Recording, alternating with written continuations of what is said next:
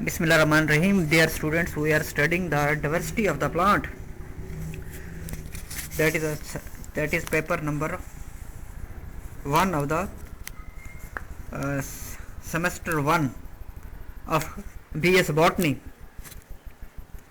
In this paper इस paper के अंदर जो हम क्या स्टडी करेंगे, इस पेपर में जो है हम जो स्ट्रक्चर ऑफ लाइफ, स्ट्रक्चर जो है मुख्तलिफ लाइफ फॉर्म की और उनका रिप्रोडक्शन है, उनका जो स्पेशल इकोनॉमिकल इम्पोर्टेंस है, उस रेफरेंस के लिहाज से हमने मुख्तलिफ चीज़ों को स्टडी करना है, जिस तरह बैक्टीरिया हैं, वायरसेस हैं, इसके अलावा एलजी और दूसरा जो है ब्रायोफाइट्स होते हैं, एलजी अब और ट्रीडोफाइट्स हैं और इसके अलावा जिम्नोस्पर्म्स हैं और एंजियोस्पर्म्स हैं।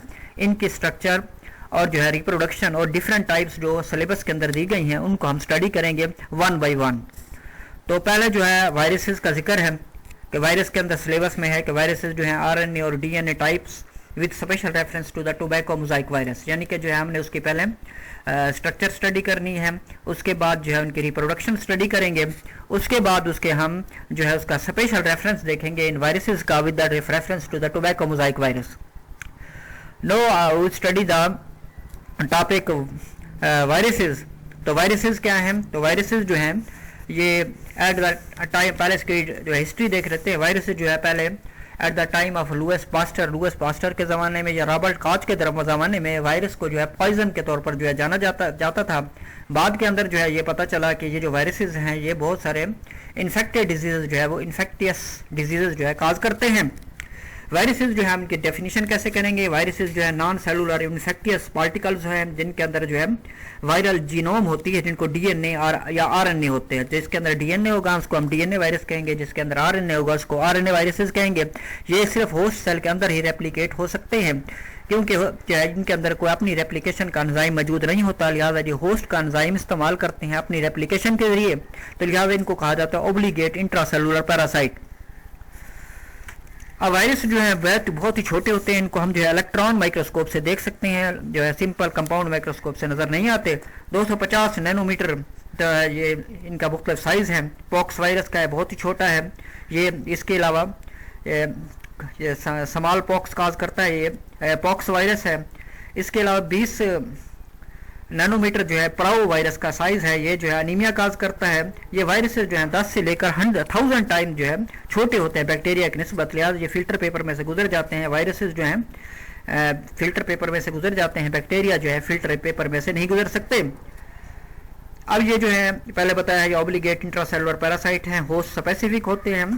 तो ये होस्ट की मेटाबॉलिक मशीनरी को इस्तेमाल करते हैं अपनी प्रोटीन और न्यूक्लिक एसिड वगैरह बनाने के लिए।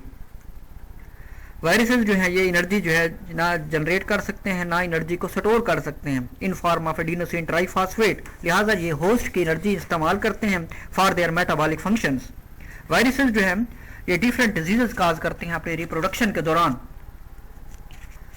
अब आपको बताते हैं कि जर्नल स्ट्रक्चर जो है वायरसेस का, जैसे आप डायग्राम में देख रहे हैं कि वायरसेस जो हैं इनके टाइप्स ऑफ वायरसेस में डिफरेंट, तो इनके बाहर जो है वायरसेस के सबसे जो स्ट्रक्चर है उसका पहली स्ट्रक्चर है उसका हेड। अब इसके अंदर इन्फेक्टियस वायरस जो है उसको हम वायरॉन कहते हैं। वायरॉन जो है इसके अंदर न्यूक्लिक एसिड होते हैं, मेच्योर वायरस है इसका वायरॉन। इसके अंदर दो चीज़ें होती हैं। अब जो है वायरस जो है इनको हम जर्नली न्यूक्लियोकस्पिड कहा जाता है। कस्पिड जो उसका जो हेड है, कस्पिड जो है प्रोटीन शेल है, उसका शेल है, उसके अंदर जो है इसका न्यूक्लियोकस्पिड।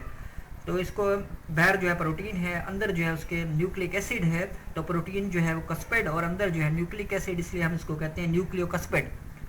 अब जो न्यूक्लियोकस्पिड है ये न्यूक्लिक एसिड है, ये दो किस्म के होते हैं, या डीएनए या आरएनए। और कस्पिड जो है इनका स्मॉलर यूनिट जो है वो कस्पोमर्स होता है। उस कस्पोमर के डिफरेंट साइजेस होती हैं, डिफरेंट शेप्स हैं, उसकी वजह से इनका साइज भी, शेप भी डिफरेंट होती है इस कस्पिड की वजह से। अब कस्पिड के अंदर जो है थाउजेंड्स ऑफ प्रोटीन जो है पाई जाती हैं। एडिनो वायरस, अब इनके अंदर नंबर ऑफ कस्पिड जो है डिफरेंट होते हैं। अब ये कस्पिड डिटरमिन करते हैं मुख्तलिफ जो वायरसेस हैं उनकी शक्ल को। इस तरह जो कुछ सफेरिकल वायरस हैं उनके कस्पिड सफेरिकल हैं, इस तरह पॉलीहेड्रल हैं। 20 ट्रायंगुलर फेसेट तक वायरसेस जो है पाए जाते हैं, जिनके ट्रायंगुलर मुसल्लस की तरह फेसेट चेहरे तो कैस्पोमर्स जो है एसोसिएटेड है न्यूक्लिक एसिड्स जो है, ये कैस्पोमर्स जो है न्यूक्लिक एसिड से एसोसिएटेड होते हैं, इसलिए इनको हम न्यूक्लियोकैस्पिड्स कहते हैं।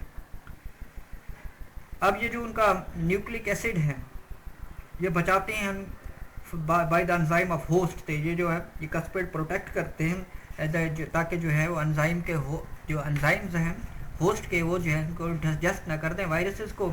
ये स्पेशल सरफेस फराम करते हैं अटैचमेंट ऑफ वायरस के लिए। ये कैस्पिड ये जो है प्रोटीन्स होती हैं जो वायरस को इस काबिल बनाती हैं कि वायरस के अंदर जो है वो ये जो है अपने होस्ट सेल में पेनिट्रेट कर सकता है। ये वायरसेस इन्हीं कैस्पिड्स की वजह से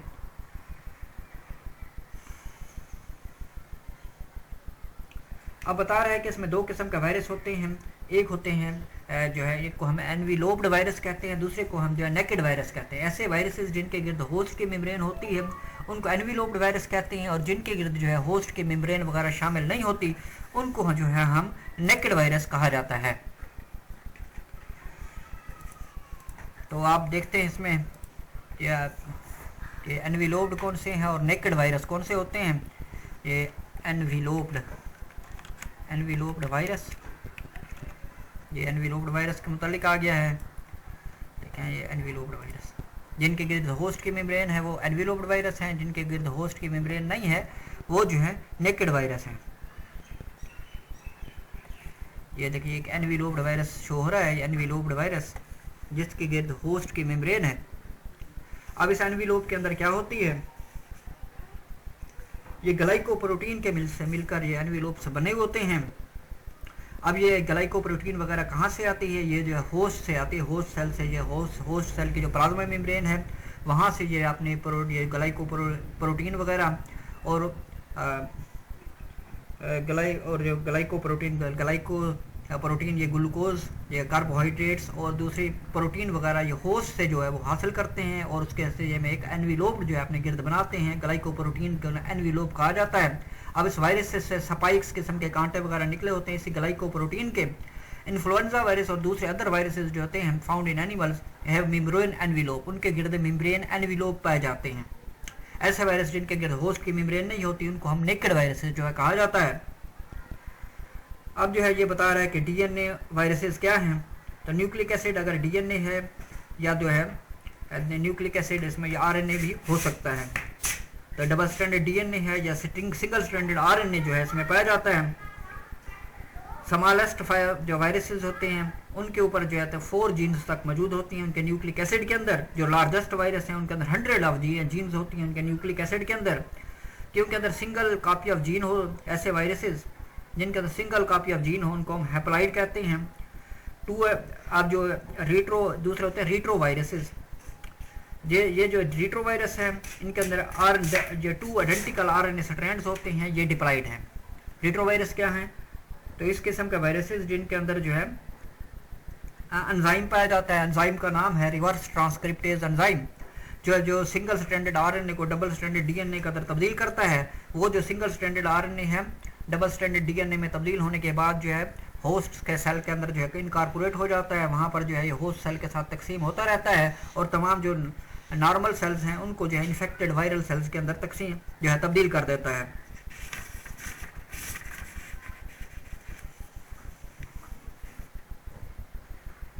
अब ये बता रहे हैं कि रिप्रोडक्शन ऑफ वायरसेस, तो ये बात बताते हैं। Thanks for watching.